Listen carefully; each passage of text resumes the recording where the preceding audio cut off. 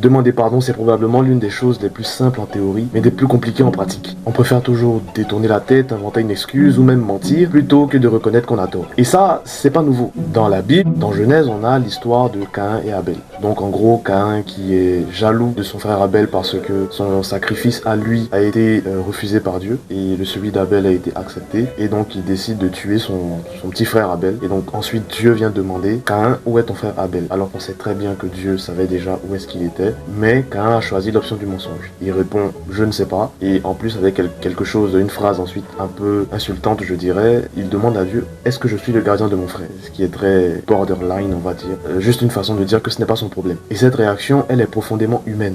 Je pense qu'aujourd'hui on fait tous à peu près pareil. On va peut-être dire: je m'excuse, mais parce que je l'ai fait parce que telle personne m'a provoqué, ou j'ai fait ci parce que ça. On va toujours se trouver une excuse. On trouve toujours un facteur extérieur à incriminer, mais c'est pas le sujet. Tout ce que je veux qu'on comprenne, c'est que le pardon, c'est un acte de vérité et de liberté. Tant que tu inventes des excuses, tant que tu ne vas pas voir cette personne pour te réconcilier avec elle, que tu aies tort ou pas, je pense que c'est secondaire, c'est le moins important. En fait, faut pas rester esclave de son orgueil. Le jour où tu avoues honnêtement que tu as eu tort et que tu vas demander pardon, tout simplement, que tu veux juste rétablir la relation, tu redeviens libre. Et je dirais même encore mieux, tu redeviens libre, mais tu redeviens surtout humain, parce que tu prouves que tu es vulnérable. Ça me fait penser un peu à la parabole du fils prodigue, une parabole qui a été racontée par Jésus. En gros, tu as le fils prodigue qui a fait n'importe quoi, qui a demandé même l'héritage, sa part d'héritage, avant même la mort de son père. Il a pris l'argent, il est parti faire la fête, etc., faire n'importe quoi. Et il a tout dépensé, il a tout perdu. Et donc, il a besoin de travailler quoi pour vivre, donc il fait des petits boulots, il est rejeté par-ci, par-là. Et il y a même un moment où il est dans un travail, il doit garder des porcs, et il voit ce que les porcs mangent, alors que lui, il n'a rien à manger. Il se dit: si même je peux manger la nourriture de ces porcs-là, ce serait bien pour moi. Et là, il se souvient qu'il a un père qui l'a laissé, voilà, chez lui à la maison, qui peut prendre soin de lui, qui a tout,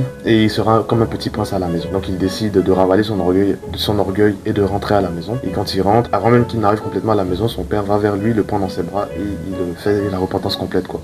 Il demande pardon à son père: j'ai péché. Et son père finit par l'accepter. Vous voyez, là, il n'y avait pas d'excuse. C'était juste la vérité nue. Il savait qu'il avait fait n'importe quoi.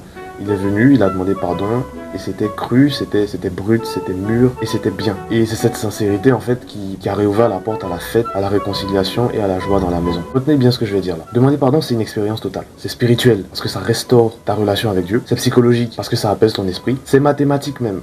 Tu sais, le gars qui a fait des maths le mec qui a fait des maths à l'université et qui veut quand même revaloriser ça, et qui veut toujours trouver un aspect mathématique dans ce qu'il fait. Bah, ouais, parce que ça quand même, ça rééquilibre tes relations avec les gens, ça rééquilibre ton passé, on va dire. Et c'est même scientifique. C'est scientifique parce que ça réduit le chaos, évidemment. Et c'est philosophique parce que ça nous rend libres. Prends soin de toi,